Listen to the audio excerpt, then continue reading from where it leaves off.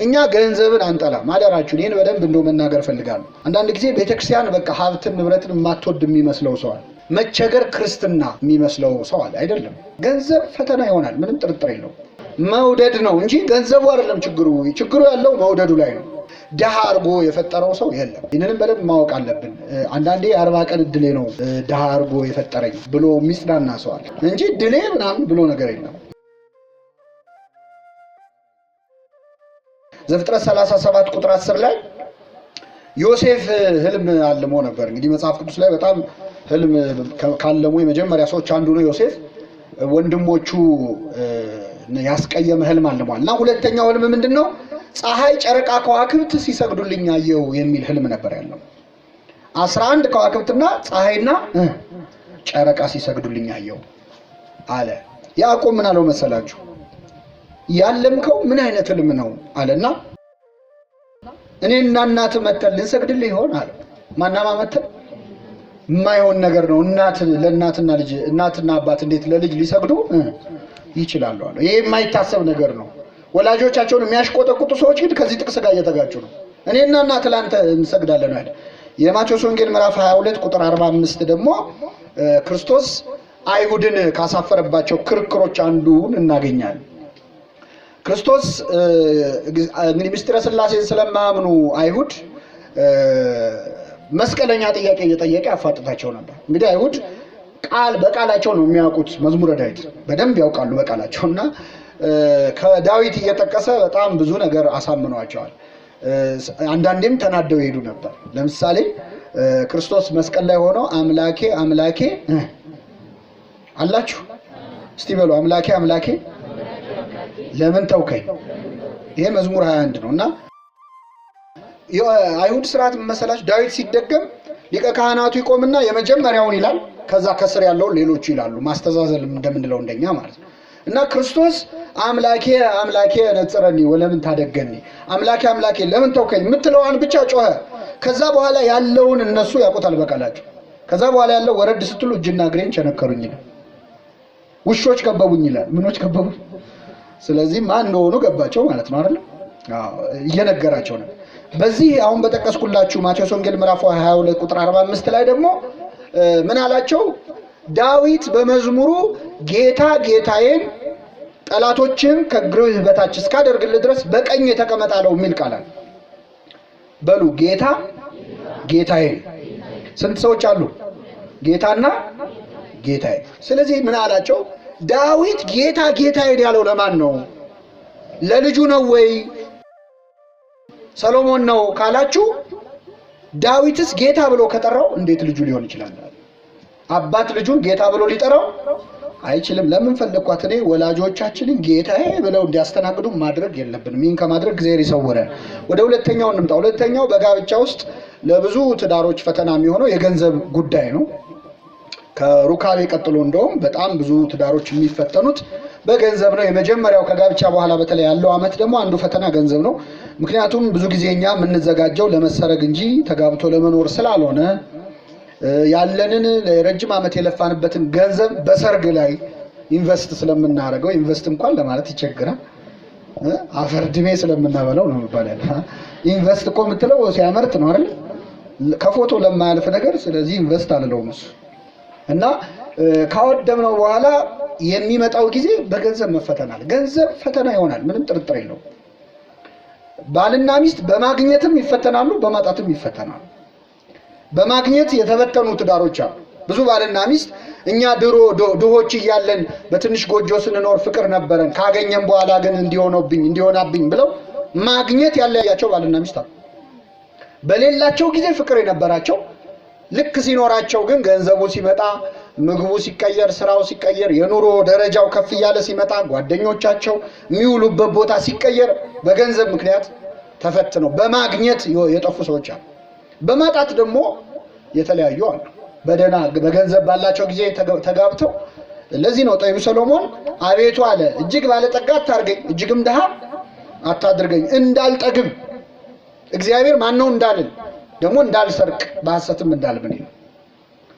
ባለጸግነት ወይም ሀብት ፈተና ይሆናል። በጋብቻ ውስጥ ትልቅ ፈተና ይሆናል እና ቅዱስ ዮሐንስ አፈወርቅ ወይም የቤተክርስቲያናችን ትምህርት በአጠቃላይ ገንዘብ ላይ ምንድነው ያለን አመለካከት? እኛ ገንዘብን አንጠላም። አደራችሁን ይሄን በደንብ እንደው መናገር ፈልጋለሁ። አንዳንድ ጊዜ ቤተክርስቲያን በቃ ሀብትን ንብረትን የማትወድ የሚመስለው ሰው አለ። መቸገር ክርስትና የሚመስለው ሰው አለ። አይደለም። ገንዘብን መውደድ የኃጢአት ሁሉ ስር ነው የሚለው መጽሐፍ ቅዱስ። እስቲ በሉ ገንዘብን ምን ማድረግ? ገንዘብ የኃጢአት ስር ነው አይልም። ገንዘብን ምን ማድረግ? መውደድ ነው እንጂ ገንዘቡ አይደለም ችግሩ። ችግሩ ያለው መውደዱ ላይ ነው።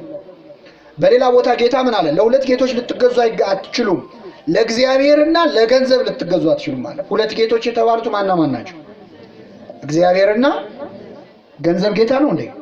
ክርስቶስ ግን ጌታ ለምን አለው? ለአንዳንድ ሰዎች ገንዘብ ጌታ ስለሆነ ለገንዘብ የማያረጉት ነገር ስለሌለ ነው ጌታ ያለው። በሁለት እግር አለኝ ተብሎ ለዛፍ አይወጣም፣ ለገንዘብና ለጌታ ልትገዙ አትችሉም ማለት። ስለዚህ ገንዘብን ሳይሆን ገንዘብን መውደድን ገንዘብን ጌታዬ ማለትም ነው የሚጸየፈው እግዚአብሔር። ድህነትን እና ባለጠግነትን የእግዚአብሔር ውሳኔ አድርጎ ማሰብም ሌላው ስህተት።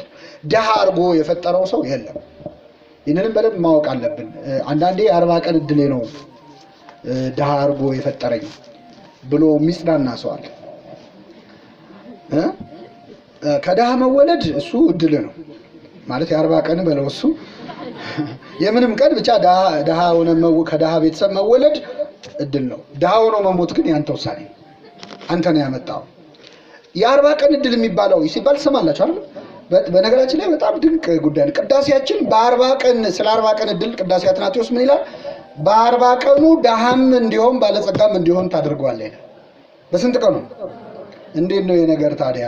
የ40 ቀን ጉዳይ ማለት ምንድነው? ሳይንሱም እንደሚያምነው 8 ሳምንት ማለት ጽንሱ አካሉን ሁሉ የሚጨርስበት ነው። ሁሉም እንግዲህ እጅ እግር ሳይኖረን ነው የምንቆየው አይደል?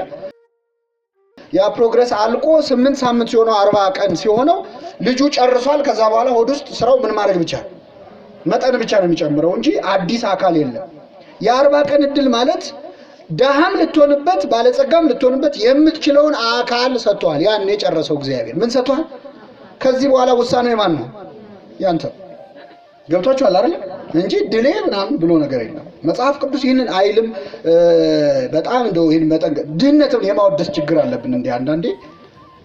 በቃ የኔ ደሃ የሚሉ ዘፈኖች አሉ። እኔ ዘፈን ጥሩ የለውም ግን አውቆ የደህየ ይመስል ማለት ነው። በስኬር ሲቲ ትወዳደሳለህ እንዴ ማለት እጦትን እንደ ውበት ማለት በፍጹም። ባለጠጋ ነው እግዚአብሔር ነው አይደለም? ነው። ሁሉ የሱ ነው፣ የሱ ሀብት ነው፣ የሱ ንብረት ነው። ባዕል ነው እግዚአብሔር። እንደውም ባለጸጋ አይባልም እግዚአብሔር። ባለጸጋ ማለት በጸጋ ሀብታም የሆነ ማለት ነው። እግዚአብሔር ግን ባዕል ነው፣ ራሱ ሀብት ነው፣ ሀብት ነው። ድህነትን ማወደስ። አሁን የገና በዓል እናከብራለን። ስለኛ ባለጠጋ ሲሆን ምን ሆነ? ድሃ ሆነ እንጂ ድሃ ሆኖ አይደለም። ባለጠጋ እኮ ነው። መርጦ ስለኛ ምን ሆነ? በማጣት አይደለም። ልብ አድርጉ። ስለዚህ ያለመ ነው። አሁን አንዳንድ ሰው የሌለውን ነገር ለእግዚአብሔር ብሎ እንደሌለው አድርጎ እንዲናገር ቤተክርስቲያን አትፈቅድም። አይ ሁሉን ተከተልን ያለውን ሽጦ ይሌለው ወይ ካላችሁ ያለውን ሽጦ ነው የሚለው አይደል? ነበረው መጀመሪያ ማለት ነው። ከሌለውስ ስለሌለው ነው ማለት ነው። ስለዚህ ናቀ አይባልም። ዓለምን ናቀ የሚባለው ኖሮ ትቶት ለነዳያን ሰጥቶ ቢመጸውት ይሰው ዓለምን ከሌለው ግን ዓለምን የናቀችው እሱ አይደለም ማለት ገብቷችኋል አይደል? ይሄን በጣም በጣም እንደው አበክራችሁ እንድትይዙት ነው። ሁሉን ትተን ተከተልና አለ ቅዱስ ጴጥሮስ። ጌታ ሆይ ሁሉን ትተን። ቅዱስ ጴጥሮስ በእውነት የዋህ ነው። በነገራችን ላይ ሁሉን ትተን ሲል ብዙ ነገር ያለው እንዳይመስላችሁ። አንድ ጀልባና አንድ አህያ ነበረችው። ሁሉን ትተን ሲል በቃ ብዙ ነገር ይመስላችኋል። ግን ፖቴንሻሊ ሰርቼ አድጋለሁ የሚለውን እቅዴን ትቼ ማለት ነው አይደል? ያቺ ጀልባ ብዙ አሳ ታመጣለች፣ ያቺ አህያ ብዙ ዕቃ ትሸከማለች። አገኝ ነበር የማግኘት ፍላጎቴን መተውኝ ማለት ነው። ግን ቢያንስ ትንሽ ነገር ትቷል ማለት ነው። ስለዚህ ቤተክርስቲያን ድህነትን የምታወድስ አንዳንዶች እንደውም በግልጽም ይቺ በተለይ ኦርቶዶክስ ቤተክርስቲያን ነች ድህነትን ያንሰራፋችሁ ምናምን የመሳሰለ ነገር ሊሉን ይሞክራሉ። ልመናን ስለ ምጽዋት ስናስተምር ልመናን ታስፋፋላችሁ ይላሉ። እንደ ሀገር እየለመንን እንደ ግለሰብ እንዴት ይከለከል? ይሄ በጣም ያሳዝናል። መጽሐፍ ቅዱስ ምን ይላል? ይህንን በደንብ ልንገራችሁ። መጽሐፍ ቅዱስ ድህነትንና ባለጸግነትን የሚያያይዘው ከስንፍና ጋር ነው። አንድ ሰው ደሃም የሆነው ሰነፍ ስለሆነ ነው። እስቲ ላንብብላችሁ። ምሳሌ 10:4 የትጉህ እጅ ትገዛለች።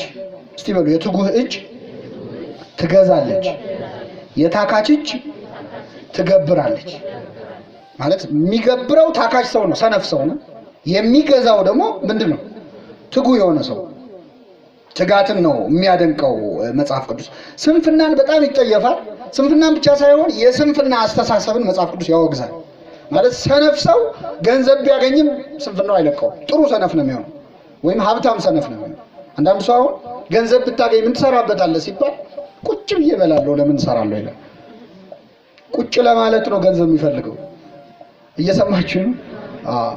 ስለዚህ መጽሐፍ ቅዱስ ይህን በግልጽ ያወግዛል። የከበረ መዝገብ በጠቢብ ቤት ይኖራል፣ ገንዘብ፣ ሀብት፣ ንብረት በጠቢብ ሰው ቤት ይኖራል፣ አእምሮ የሌለው ሰው ግን ይውጠዋል ይላል።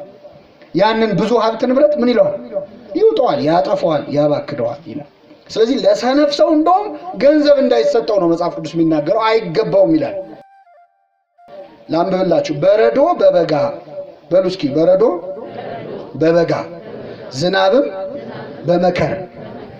በበጋ በረዶ አለ እንደማይገባው፣ ዝናብም በመከር እንደማይገባው እንዲሁ ሰነፍ ክብር አይገባውም ይላል። ምሳሌ 26:1 ላይ ነው። ስለዚህ ገንዘብ ሰነፍ እጅ ላይ ቢገባ ጥሩ አይደለም። እንደውም ምን ይላል? ገንዘብ መኖሩ በሰነፍ እጅ ገንዘብ መኖሩ ስለምንድን ነው? ጥበብን ይገዛበት ዘንድ አይምሮ የለውም እና ይላል። ስለዚህ ገንዘቡ መኖሩ አይደለም፣ እንዴት እንደምትጠቀምበት ካላወቅ ምንም አይጠቅምህም። በሰነፍ እጅ ገንዘብ ይባክናል። ስለዚህ ሀብትን መጽሐፍ ቅዱስ የሚያያይዘው ተግቶ ከመስራት ጋር ነው። የሰው የከበረ ሀብት ትጋት ነው ይላል። ይህንን ይዛችሁ ሂዱ። የሰው የከበረ ሀብት ምንድን ነው? ትጋት ነው። ምሳሌ 12:27 መጽሐፍ ቅዱስ ከዚህ አልፎ ስንፍናና ታካችነት ላይ ይዘብታል፣ ይቀልድበታል መጽሐፍ ቅዱስ። ብፁዕ አቡነ ቀውስጦስ የተባሉ ሊቀ ጳጳስ አሉ። አሁን በረከታቸው ይደርብን። እሳቸው ይላሉ ስንፍና ንስሐ የማይገባበት ኃጢአት ነው ይላል። እውነት እኮ ንስሐውን ካህን ፊት ቀርቦ ሰነፍ ነኝ ይላል አይባልም። እግዚአብሔር ይፍታም ለማለት አይመችም እንጂ ግን ኃጢአት ነው። ስንፍና በጣም ብዙ ስራ መፍታት አንዱ እና መጽሐፍ ቅዱስ ሰነፍ ላይ ይዘብታል። እስቲ ሰነፍ ላይ የሚዘብተው ልንገራችሁ ይላል። አንደኛ የጠቢብ ሰው ልብ በስተቀኙ ነው፣ የሰነፍ ልብ በስተግራው ነው ይላል። የጠቢብ ሰው ልብ በየት በኩል ነው? አሁን በቀኝ ነው በግራ እያላችሁ ነው መሰለኝ። ፊዚካሊ ማለት አይደለም። ሰነፍ ሰው ልቡ በግራ ነው ማለት ሁሌ ኔጌቲቭ ነገር ነው የሚታይ። ስራ ይሰራ ሲባል ገንዘቡ ከየት ይመጣል? ንግድ ፍቃድስ ይላል። አስቸጋሪ እኮ አሁን እኮ ይላል። ስራዎች ፔሲሚስት ነው ማለት ነው። ምንም ነገር ተስፋ አይታየው። ታካች ሰው አንበሳ በመንገድ አለ፣ አንበሳ በጎዳና አለ ይላል።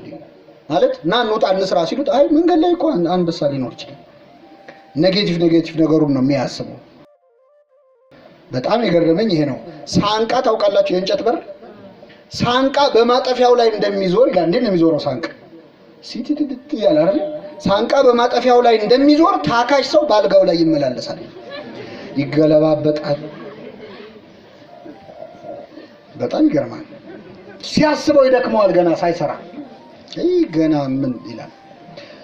እጁ ላይ ስራ። ይሄን ጥቅስ ደግሞ ያዙ። ምሳሌ 19:24 ላይ ታካች ሰው እጁን ወደ ወጪት ያጠልቃል፣ ወደ ሳህን ማለት ነው ሊበላ። እጁን ያጠልቅና ወደ አፉ ግን አይመልሳትም። እየሰማችሁ ነው? ከበደው ምን ማድረግ። ከዛ እዚህ ሲያስበው በቃ እዛው ይቆያል። ይሄ ማለት ሊትራሊ ሰነፍ ሰው ምግብ ቤት ገብቶ ሳህን ውስጥ እጁን ከቶ ይውላል ማለት ነው። እጅ ላይ የሚሰጥ ስራ አለ እግዚአብሔር አንዳንዴ አይደል? መብላት የሚያቅታችሁ ሰዎች አሉ። ቤተሰብ በጣም የሚያሳዝነው አንዳንዴ ቤተሰብ ለፍቶ ትልቅ ሌጋሲ ሰጥቶ ቢዝነስ ሰርቶ ምናምን የሚታወቅ ብዙ ከተማ ላይ ያለ ቢዝነስ ያወረሳቸው ልጆች አፈርድ የሚያበሉት።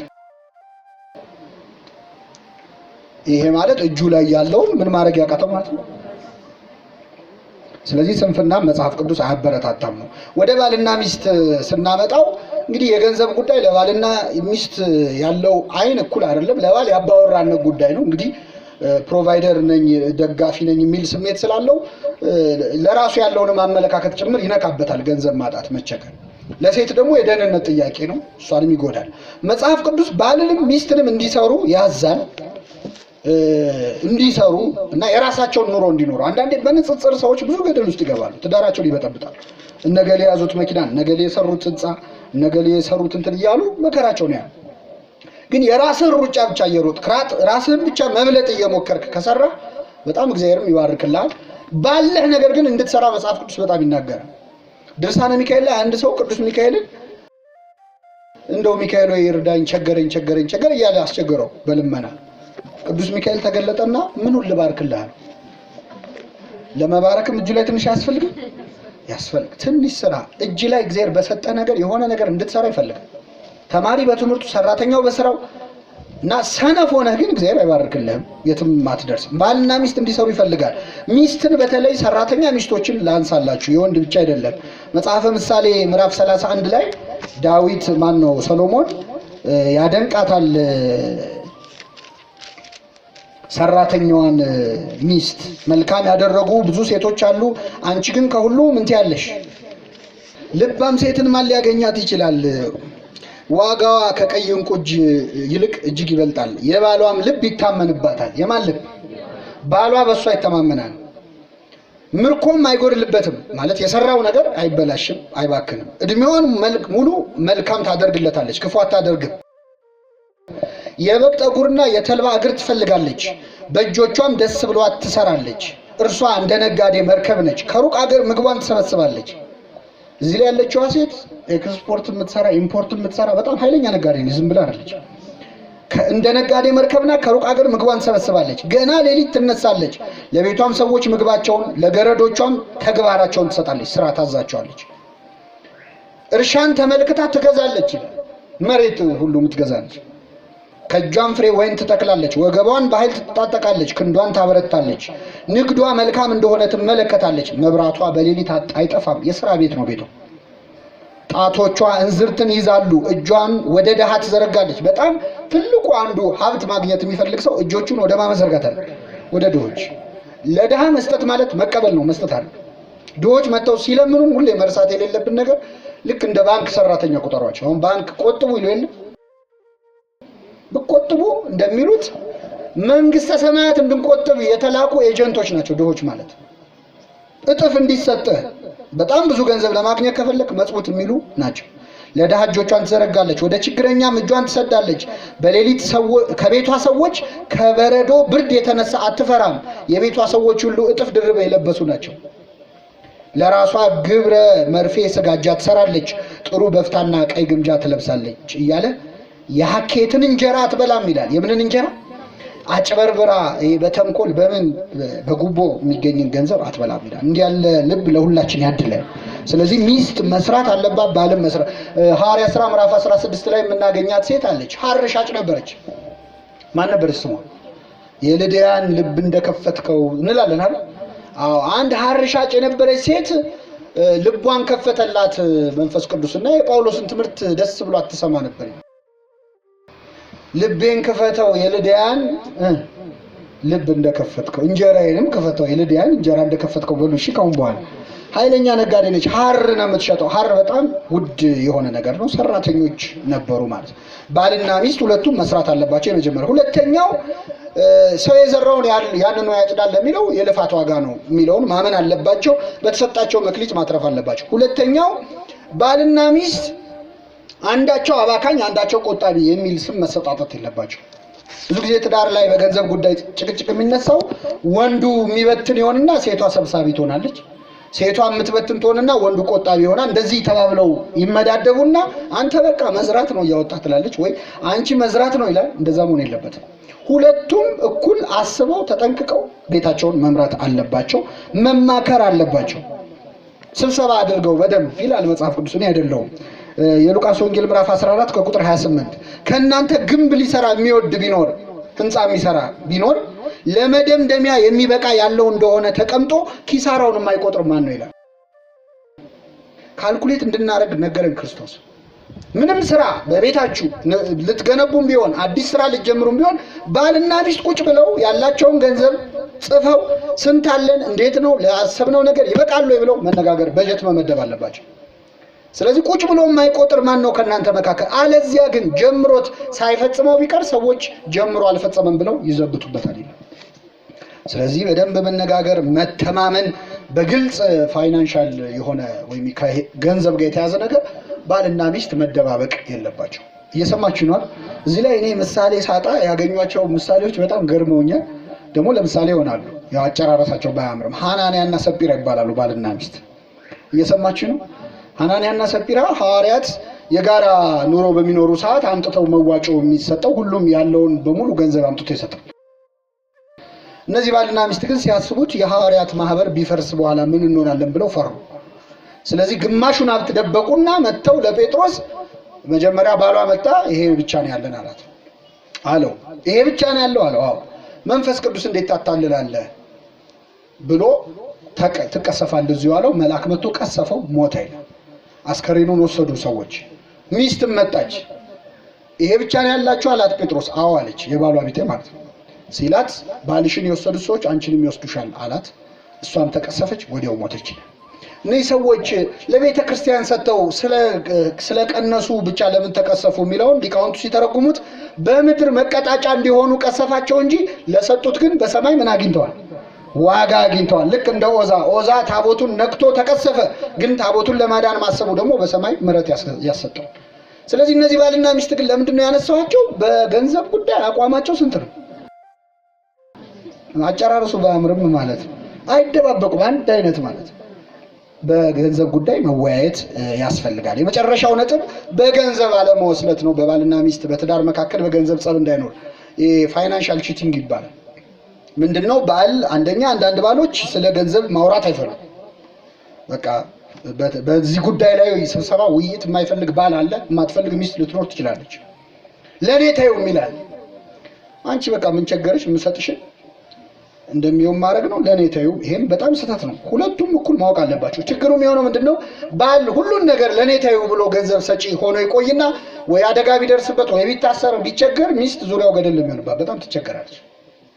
ስለዚህ መነጋገር ያስፈልጋል። መደባበቅ አያስፈልግም። ደሞዛቸውን የሚደብቁ አሉ ባሎች ከሚስቶች።